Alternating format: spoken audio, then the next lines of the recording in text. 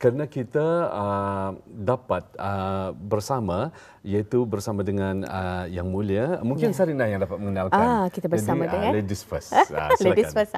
Jadi kita mempersilakan dan turut mengalu-alukan narasumber kita ni pada pagi ini. Yang Mulia Dr. Faizah binti Datuk Haji Muhammad Amin, Pegawai Perubatan. Assalamualaikum. Waalaikumsalam. Selamat datang ke Ramai Pagi. Terima kasih. Hari ini kita bercakap mengenai dengan obesiti. Ini satu pengetahuan penting dan umum. Mungkin sebagai mukadimah kita ni mukadimahnya, dan juga kita ingin mengetahui dengan sejelas-jelasnya doktor, apa yang dimaksudkan, ataupun apakah yang diketaninya orang, ketani ingin mengetahui, difahami dengan obesiti sini, doktor, silakan. Bismillahirrahmanirrahim. Assalamualaikum warahmatullahi wabarakatuh dan salam sejahtera. Terlebih dahulu saya mewakili Pusat Promosi Kesihatan dan juga Kementerian Kesihatan ingin merakamkan setinggi-tinggi penghargaan bagi pihak Rampai Pagi atas peluang yang diberikan untuk saya mengongsikan tentang masalah obesiti di negara Brunei Darussalam. Jadi soalan pertama tadi, apa bermaksud dengan obesiti ini? Obesiti ini adalah di mana seseorang itu mempunyai keadaan di mana lemak di dalam tubuh badan adalah berlebihan yang berisiko untuk menjejaskan kesihatan. Diagnosis bagi masalah obesiti ini boleh dibuat dengan mengukur berat badan serta ketinggian dan seterusnya mengira indeks jisim badan, iaitu Body Mass Index. Jika seseorang itu mempunyai BMI 25 atau lebih, maka seseorang itu boleh dianggap berat badan berlebihan ataupun overweight. Dan jika BMI seseorang itu adalah 30 atau lebih, boleh dianggap seseorang itu mempunyai obesiti.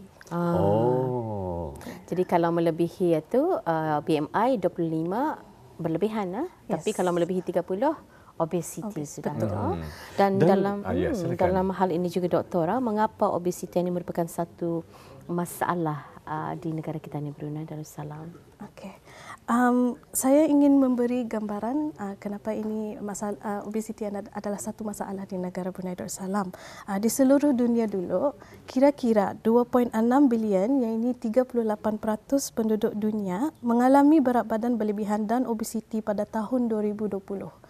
Dan jumlah ini dijangkakan meningkat kepada seramai 4 bilion, iaitu 50% penduduk dunia pada tahun 2035 jika tidak ada tindakan dan langkah pencegahan diambil untuk mengurangkan peningkatan kadar obesiti ini. Di negara Brunei Darussalam pula, di kalangan orang dewasa, kaji selidik STEP survey yang dilaksanakan pada 2016 telah pun menunjukkan kadar obesiti adalah 28%, yang telah pun meningkat dari 27.4% pada tahun 2011. Manakala bagi kanak-kanak remaja di negara Brunei Darussalam, kaji selidik Global School Based Health Survey 2019 telah pun menunjukkan kadar obesiti adalah 18.1%, iaitu meningkat dari 17.4% pada tahun 2014. Obesiti ini adalah salah satu faktor risiko utama bagi penyakit-penyakit tidak berjangkit seperti penyakit jantung, kencing manis yang tadi kita bincangkan, tekanan darah tinggi, dan juga beberapa jenis kanser. Penyakit-penyakit tidak berjangkit adalah punca utama kematian di seluruh dunia dan juga di negara Brunei Darussalam, di mana penyakit jantung adalah yang tertinggilah punca kematian di negara kita ni. Jadi masalah obesiti ni di negara kita ni adalah membimbangkan kerana kadarnya sangat tinggi, di mana purata indeks jisim badan kita ni adalah 27.0. Brunei juga mempunyai kadar obesiti tertinggi di Asia Tenggara dan kadar obesiti dijangkakan meningkat secara purata sebanyak 4.2% setahun antara 2020 dan 2035 sehingga ianya boleh mencapai kadar yang membimbangkan iaitu 33%. Oleh itu, obesiti ini dikategorikan sebagai salah satu isu kesihatan awam yang utama di seluruh dunia disebabkan kesan negatif terhadap kesihatan dan juga kualiti hidup seseorang individu serta produktiviti dan ekonomi negara dari segi kos dan pembelanjaan penjagaan kesihatan, kos dan beban dari penyakit-penyakit tidak penjangkit itu dan juga obesiti itu. Jadi sebelum itu ya, Doktora dinyatakan tadi ia merupakan satu masalah yang cukup membimbangkan di negara kita ni. Bayangkan Brunei Darussalam mempunyai kadar obesiti tertinggi di rantau Asia Tenggara. Susah jual itu. Cuma ada yang bertanyakan tadi, kita ini berpatah balik sekejap Doktor sebelum tadi melangkah ke soalan seterusnya. Sedikit sahaja. Kan mengenai dengan kajian daripada BMI itu yang tadi mengatakan 25 ke atas atau melebihi 25 melebihi atau dan 30 melebihi atau dikira obesiti. Apakah ianya tergantung kepada lelaki atau perbezaan lelaki dengan wanita? Ada perbezaan ataupun memang sama rata? Tiada perbezaan. Tiada perbezaan. Ya memang ada formulanya. Bagi dewasa tu. Bagi seorang dewasa. Bukan kanak-kanak. Kanak-kanak ada lagi lain formulanya lah, tapi juga mengikuti ketinggian dan berat badan. Mostly berat badan lah kalau kanak-kanak. Baik, untuk berikutnya kita ingin mengetahui, mungkin Doktor kita harapkan dapat menjelaskannya, apakah faktor utama yang menyumbang kepada peningkatan kadar obesiti di kalangan masyarakat kita ni? Silakan. Terima kasih atas soalan tersebut. Terdapat beberapa faktor yang boleh menyebabkan obesiti, termasuk genetik, psikologi seseorang individu, tapi yang paling utama adalah gaya hidup yang tidak sihat, iaitu pemakanan yang tidak sihat, aktiviti fizikal yang tidak mencukupi, yang juga dipengaruhi oleh persekitaran kita ni dan juga budaya dan faktor sosial masyarakat. Jadi dari segi amalan pemakanan kita ni, menurut kaji selidik STEP Survey 2016, sebanyak 91.7% dewasa tidak mengamalkan pemakanan buah-buahan yang ini sepatutnya 3 hidangan sehari dan tidak juga mencukupi amalan pengambilan amalan sayur-sayuran yang ini sepatutnya 2 hidangan sehari yang cukuplah tu. Kaji selidik yang STEP Sani juga menunjukkan sebanyak 22% dewasa selalu menambah garam atau sos pada makanan. Macam kalau soto tu orang suka menambah cili, kecap, dan juga kira-kira 20% dewasa juga selalu mengambil makanan berproses. Tadi kita ada membincangkan pasal kerupuk, makanan dalam tin dan juga makanan segera tu banyaknya berproses tu. Dan makanan proses ni ia mengandungi garam yang tinggi. Jadi betul lah kita ni cuba highlight tadi tu. Nya orang lagi dahulunya banyak suka makan masin tu. Sekarang berpotensi dapat untuk darah tinggi. Darah tinggi. Satu lagi obesiti. Betul. Jadi bukan mitos lah ya. Bukan mitos. Mungkin ada lagi contoh ataupun statistik yang cuba ingin digambarkan kadar gaya hidup yang tidak sihat agak tinggi di kalangan masyarakat kita ni.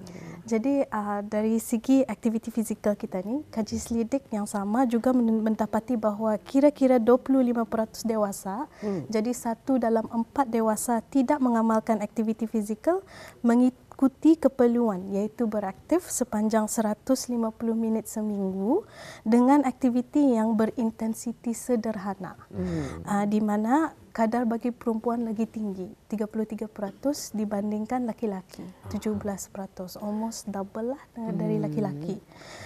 Saya juga ingin menambahkan bahawa data trend terkini tentang pemakanan dan kegiatan fizikal serta kadar obesiti juga masih sedang giat dikumpulkan melalui kaji selidik kebangsaan kita ni. Betul, yang masih sedang giat dijalankan lah. Baik, berdasarkan apa yang telah Puan Doktor nyatakan tadi, kadar gaya hidup yang indah sihat atau adalah tinggi di kalangan komuniti ataupun masyarakat kita ni, mungkin Doktor boleh menguraikan bagaimana faktor persekitaran ini boleh mempengaruhi cara hidup yang indah sehat di kalangan kita ni sendiri. Terima kasih atas soalannya. Jadi dari segi persekitaran kita ni, pendorong utama kepada peningkatan obesiti adalah akses kepada makanan yang tidak sihat.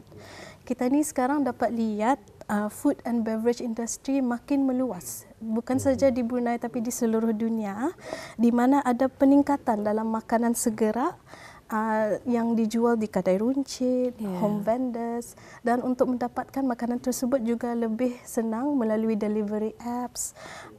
Jadi banyaknya makanan tersebut ini mengandungi tenaga atau kalori yang tinggi, lemak yang tinggi, garam yang tinggi dan juga gula yang tinggi. Ditambah juga sekarang ini marketing pun lebih mudah. Betul. Dengan adanya social media, Instagram, senang orang men-share. Jadi makanan, akses kepada makanan tidak sihat ini lebih senanglah, lebih mudah dicapai. So kalau seseorang individu itu kan membuat pilihan yang lebih sihat pun, secara keseluruhan persekitaran tani sekarang ini indah berapa menyokong lah. Bagi para remaja dan kanak-kanak juga, satu pendorong utama kepada peningkatan obesiti ini adalah penggunaan skrin atau gadget secara berlebihan. Ini the other thing is pasal sekolah juga, jadual sekolah juga ada berapa mengizinkan aktiviti fizikal dan sebagainya lah. Betul ya. Jadi saya setuju seperti yang doktor nyatakan tadi, banyak perkara yang mempengaruhi di persekitaran kita ni kerana tren dan juga nyorong gaya hidup pada masa ini. Makanan mudah dicapai. Kalau dulu makanan ini tak dicapai, kalau ini ada masak dah terjadi. Tapi sekarang dengan sentuhan skrin di platform digital sudah sampai ke depan pintu. Betul sekali. Semua dipermudahkan ya. Semua dipermudahkan. Cuma hanya kebijaksanaan diri kita sendiri saja, doktor ya. Jadi doktor, bagi menyokong masyarakat kita ni untuk mengamalkan gaya hidup yang sihat. Jadi apakah tindakan-tindakan yang telah diambil oleh Kementerian Kesihatan khususnya untuk membantu memperbaiki persekitaran bagi menggalakkan pemakanan sihat dan juga menyorong mengamalkan aktiviti fizikal yang cara hidup yang sihat ini? Okay. Terima kasih atas soalannya. Jadi Kementerian Kesihatan menitik beratkan tindakan-tindakan pencegahan di setiap peringkat kehidupan. Bukan sahaja di kalangan dewasa, tapi bermula dari dalam kandungan dan juga para kanak-kanak. Antara inisiatif-inisiatif yang telah diambil bagi mencegahkan masalah obesiti adalah termasuk menyediakan dasar-dasar dan garis pandu seperti strategi kebangsaan bagi pemakanan ibu, anak damit dan kanak-kanak kecil untuk menyokong, mempromosi dan melindungi amalan penyusuan susu ibu. Ada juga kami menyediakan kod pemasaran makanan dan minuman yang berhemah kepada kanak-kanak bagi melindungi kanak-kanak daripada kesan pengiklanan makanan dan minuman yang tidak berkhasiat. Kami juga bekerjasama dengan pelbagai sektor untuk melaksanakan langkah-langkah bagi mewujudkan persekitaran pemakanan yang lebih sihat dan kondusif serta menyokong aktiviti fizikal di kalangan masyarakat. Inisiatif tersebut adalah seperti logo pilihan sihat, di mana kita ni kami bekerjasama dengan industri makanan bagi membantu pengguna untuk membuat pilihan makanan lebih sihat. Ada juga seperti inisiatif Lakastah Minum Air dan juga inisiatif Brunei on the Move, BN on the Move, bagi mempromosi dan menggalakkan masyarakat untuk sentiasa aktif melakukan kegiatan fizikal. Kami juga akan terus menjalankan kempen media massa dan aktiviti-aktiviti kesihatan untuk meningkatkan kesedaran dan pengetahuan mengenai obesiti dan kepentingan amalan gaya hidup sihat di pelbagai tempat. Jadi selain usaha-usaha tersebut, Kementerian Kesihatan siap juga membantu sesiapa yang ingin mendapat pertolongan mengenai masalah obesiti melalui khidmat nasihat dan kaunseling pemakanan yang ada di pusat-pusat kesihatan dan juga hospital-hospital kerajaan.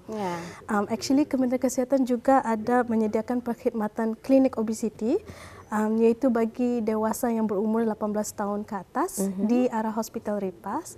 Jadi sesiapa yang ingin mendapati servis perkhidmatan ini boleh mengunjungi klinik berdekatan untuk minta dirujuk ke arah klinik obesiti ini. Baik, banyak informasi yang telah Putani perolehi juga ni daripada yang mulia doktor tetamu kita ni, dan mungkin dalam hal ini juga Puan Doktor dapat memberikan seruan ataupun nasihat lah kepada penduduk kita ni yang mempunyai BMI yang berlebihan ataupun obesiti. Macam mana untuk mengamalkan permakanan yang sihat dan juga melakukan kegiatan fizikal. Silakan. Secara ringkas, ubahlah gaya hidup supaya menjadi lebih sihat. Amalkan pemakanan sihat, pilihlah makanan segar dan berkhasiat dan hadkan pengambilan makanan yang diproses kerana makanan prosesan ini mengandungi garam yang tinggi. Kurangkan juga pengambilan makanan yang tinggi dengan gula dan lemak. Amalkan saiz hidangan yang sihat atau apa yang kami panggil as healthy plate, di mana setengah plate itu adalah sayur-sayuran dan buah-buahan, dan 1/4 adalah nasi atau apa-apa yang karbohidrat, dan 1/4 lagi adalah protein atau lauk-lauk. Gantikan minuman manis dengan air dan cuba mengamalkan minuman air itu dengan secukupnya lah mengikuti keperluan. Jadi untuk maklumat lanjut, sesiapa pun boleh melihat kami ada guideline juga, National Dietary Guideline yang boleh di Google sajalah untuk mengetahui lebih lanjut tentang amalan makanan yang sihat.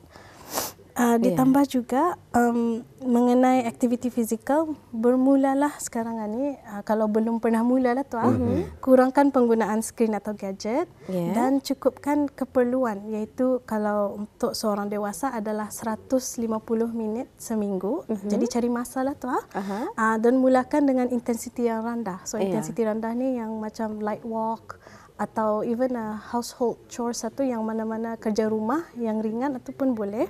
Dan setiap minggu pelan-pelan naikkan lagi intensiti itu untuk menyampaikan intensiti sederhana. Selain dari itu, tips saya adalah tetapkan matlamat yang realistik.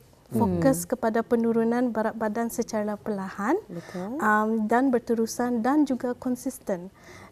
Elakkan diet yang ekstrim untuk mendapatkan result yang terlalu lajulah tu, kerana ianya sukar untuk dikekalkan. Dan untuk sentiasa bersemangat, berbuatlah aktiviti dengan orang yang ramai, dengan kawan-kawan kah. Yang kita ni selesa. Yes, kita selesa. Join program-program yang ada di komuniti, macam B&O Move masa tu ada. Jangan lupa juga, carilah senaman jua yang sesuai dan selesa bagi keperluan diri. Macam kalau untuk bini-bini, carilah pakaian yang selesa, pergi ke gym yang all female kah, kalau ada macam anda mau exposed. Jadi itu antara tips lah sebenarnya yang boleh dikongsikan. Maafkan kami ni Doktor, sebenarnya waktu kita ni sudah sampai ke hujung yang kerasahan. Apapun informasi ilmu yang diberikan itu cukup bermanfaat.